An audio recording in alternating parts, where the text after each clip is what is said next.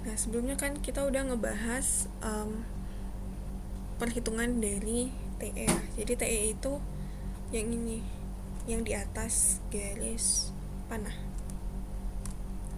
Oke, lanjut ngebahas istilah berikutnya, yaitu critical path. Jadi critical path itu merupakan jalur terpanjang dari mulai sampai selesai. Jadi makan waktu paling lama.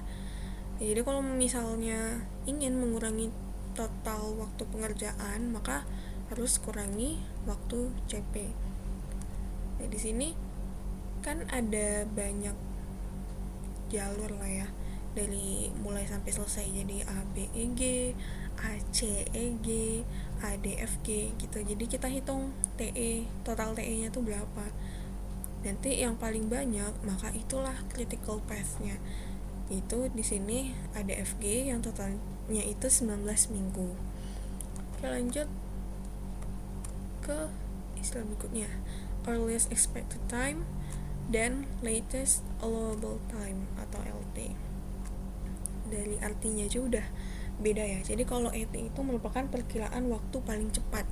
Jadi waktu tercepat mulai dikerjakannya aktivitas, jadi berkaitan dengan aktivitas sebelumnya. Sedangkan kalau LT itu waktu paling lambat yang diperbolehkan. Jadi kapan sih waktu paling lambat aktivitas itu boleh dimulai agar penyelesaian itu gak tertunda, penyelesaian proyek secara keseluruhan itu gak tertunda.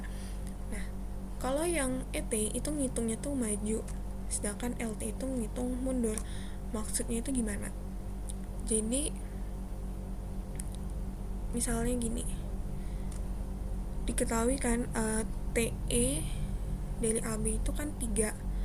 Nah, maka earliest time-nya itu sebesar 3.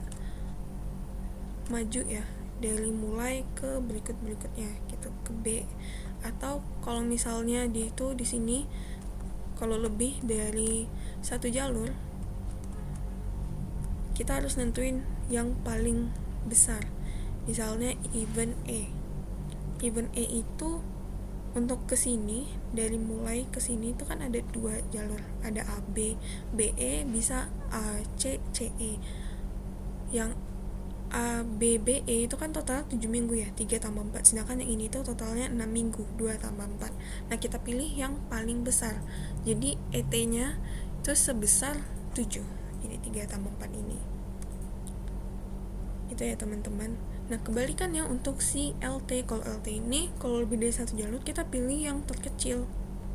Nah, nentuin LT itu dari CP, waktu CP dikurangi TE.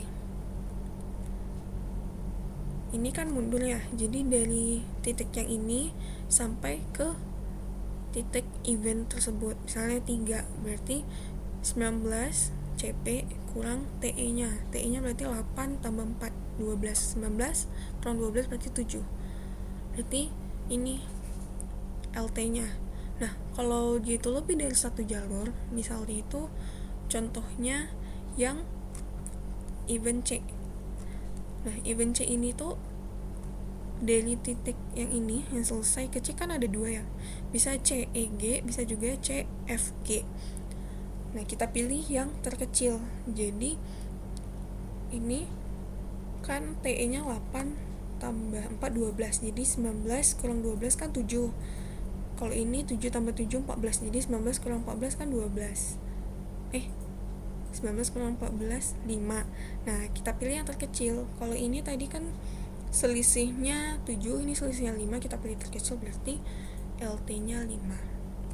Tuh, jadi gini, yang di kiri itu ET, earliest time. Di kanan itu LT. Ya. Yang kiri ET, yang kanan LT. Jadi mereka ini letaknya di bawah event. Nah, satu lagi nih yang berhubungan dengan waktu adalah slack time. Jadi slack time ini tuh merupakan penundaan pekerjaan suatu aktivitas yang tidak menunda waktu penyelesaian proyek. Jadi didapat hasilnya itu dari selisih LT dikurangi ET.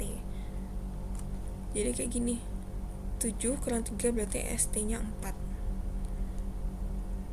Kalau di sini berarti 19 kurang 19 berarti 0. Ini ST nya 0. Ini 7 kurang 11 ST 4. 5 kurang 2 3. 5 kurang 5 0. Nah, semakin kecil ST itu, maka aktivitasnya berarti semakin penting. Aktivitas atau garis tersebut itu semakin penting. Oke teman-teman, kayaknya untuk materi RPS yang bagian 2 kita sudahi dulu. Di video berikutnya kita bakal bahas RPS bagian terakhir, yaitu yang ini.